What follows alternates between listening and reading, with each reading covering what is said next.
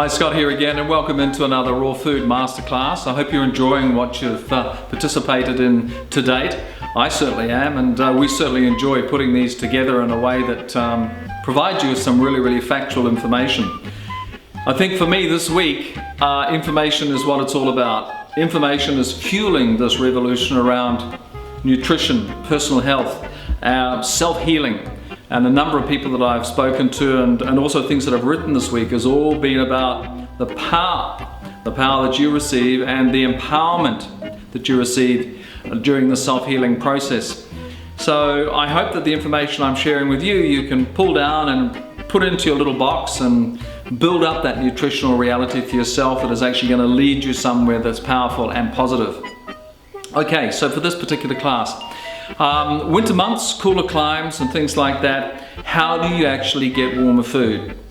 Well, you can actually cook it if you want to, and there are no one's saying you can't or no one's saying you shouldn't, but of course you know that you're going to lose a whole lot of nutritional value if you do.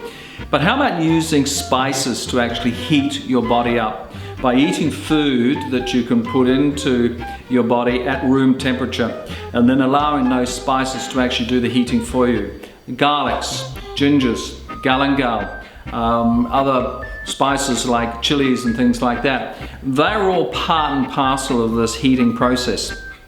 Now the other thing I'm often asked about is, I'm in a hurry. I don't have a lot of time to do this raw food thing, really seriously, but I want to actually eat well. What do I do? So I thought what we'd do for this particular class is look to do something that's warm, or that'll warm up your body, and just see what's available in the refrigerator and work with what we've got rather than trying to reinvent the wheel.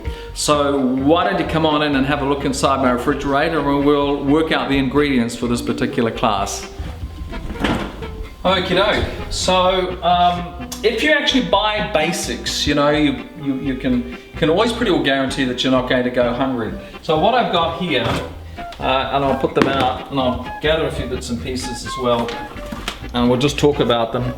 I'm going to use this, which is a right pawpaw in a savory context, and we've got some broccoli, we've got some courgette, which is nice. I always love coriander, always love fresh herbs, so we'll plonk that down there. We've got some garlic, we've got some carrots, we've got a spring onion or shallot, a bit of cauliflower, which is just fab, and that's great either whole or as rice. So my mind is working out what we're going to do here.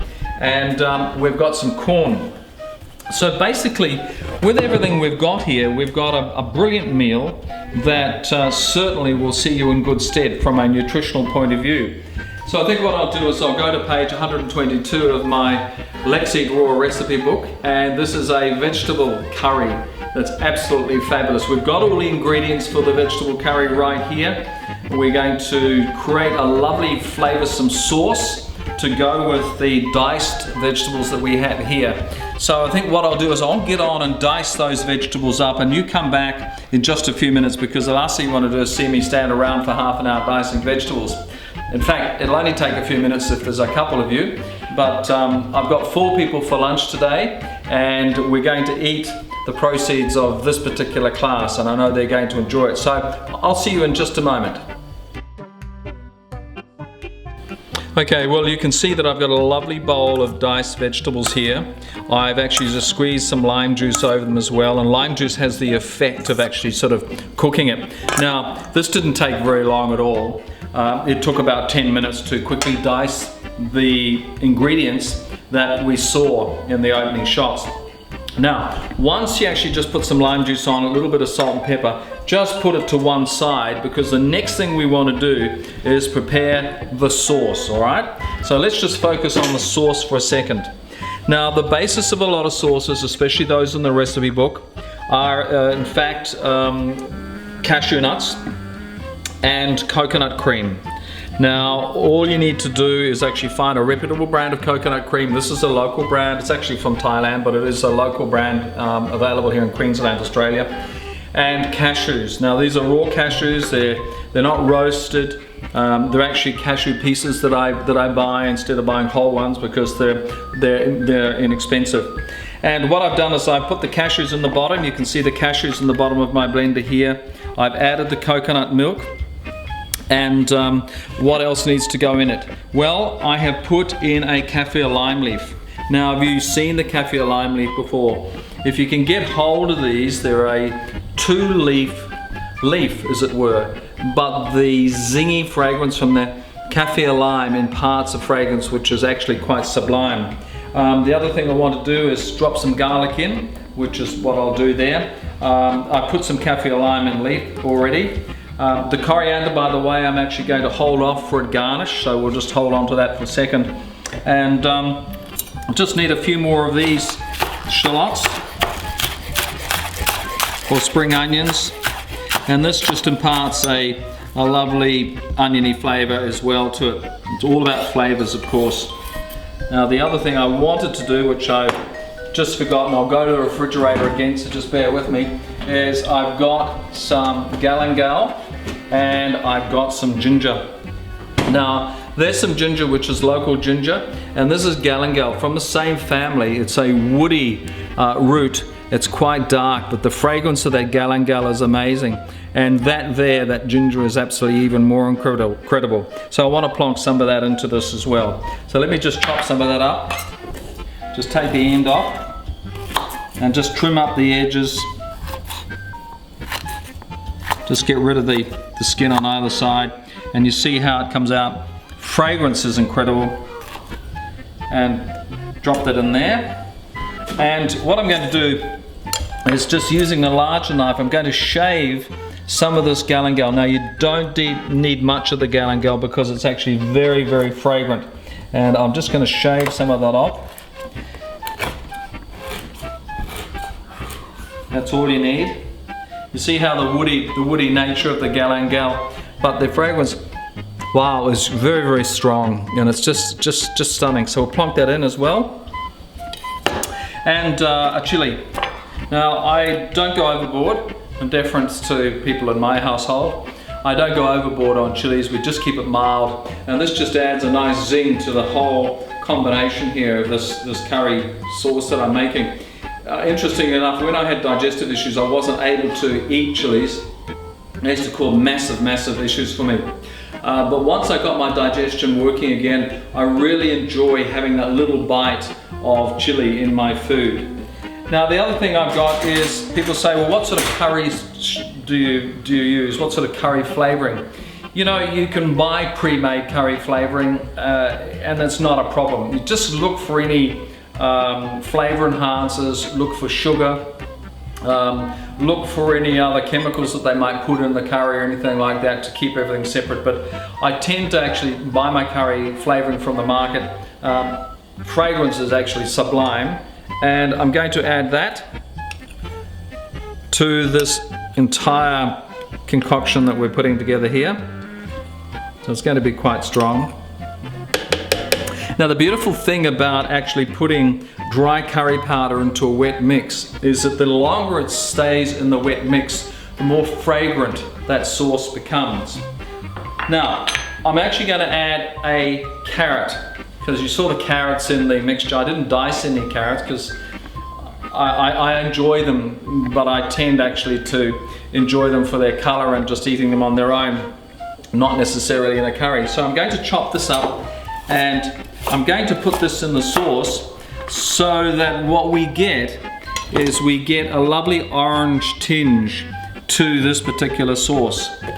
And I'm going to put this sauce into a white plate, and then I'm going to put the vegetables along the top and just add the garnish, which I'll talk to you about in a second. Okay, so on we go. Just put that on. And the idea is to bring something like this up quite slowly. If you actually blitz this from the first rotation, often things come out the top real quickly. I tend to take it real slowly.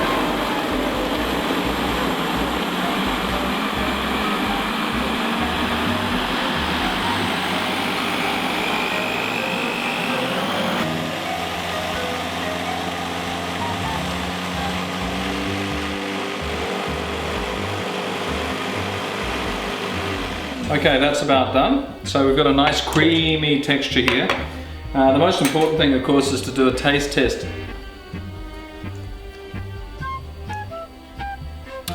That's really sublime. You've got the rich creaminess of the cashews, you've got the creaminess of the coconut, you've got the curry flavoring, but you've got the underpinning of the ginger and the galangal and the garlic. Now, the longer you leave this particular sauce, the more infused it will become and the more flavoursome it will come. So we'll just set this aside for a second, and let's just prepare some rice to go on the bottom of the plate, and then the sauce will go over it, and then our vegetables will go over that. So let's just set up for the rice, and we'll do that straight away. Now, as you noticed in our little box of goodies from the refrigerator, there was some cauliflower, and cauliflower I love. It's just full of wonderful nutrients, you know, things like vitamin C, vitamin K, lots of antioxidants. It's a whole food in its own right. Tends to be seasonal, but depending on where you're living, you can normally get cauliflowers at a price most of the year round. So we're going to turn this into a cauliflower rice simply by putting it onto the food processor and giving it a little bit of a pulse.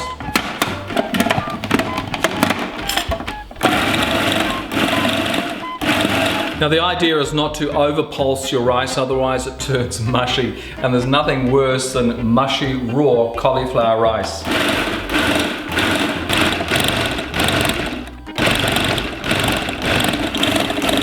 Okay, that's about it. We've got a lovely consistency there that looks like rice, and it's quite remarkable. Now, all I've done is just put a little bit of lime juice in that, a little bit of salt. You don't need to add anything else to it. That's going to go in our sauce with the vegetables on top. But before we do that, what I want to show you is just something that really makes a world of difference, and this is all about garnishes. And what I've done here is I've grabbed some shallots, I've grabbed some coriander and some chili, and I've chopped it up, and I've made this beautiful little garnish which will actually go. I put a little bit of iron, should I say a bit of iron, a bit of oil and a bit of lime juice in there as well, and you can just see the chili, and that's been sitting for about half an hour. The fragrance is absolutely brilliant, and that's going to go on as our garnish. Okay, so let's plate up. Okay, so the first thing we're going to do is actually we're going to put some of the rice in first. We're going to just put that around the base here of this plate. And by the way, I picked up these plates. I picked up a dozen of them for $1 at a garage sale. There's this bed and breakfast closing down, so look out for lovely plates. Doesn't need much more than that. And let's just grab a bit of this sauce.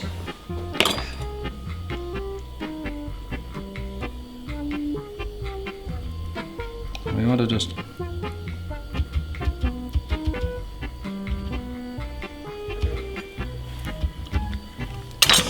awesome, and just flatten that out a bit.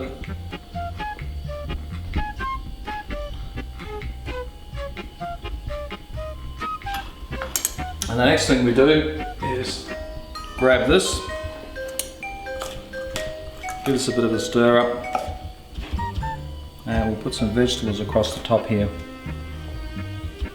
Doesn't have to be very big, because remember, you're getting 100% of the nutrients from this particular food. That's awesome.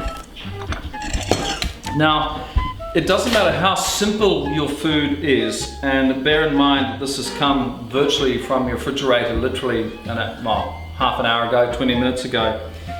I always like to present my food in the most beautiful way possible. So I'm just going to sprinkle some of this along the top as a garnish.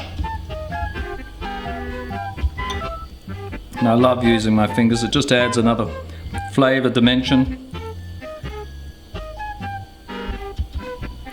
Okay, and then we just finish off with a grind.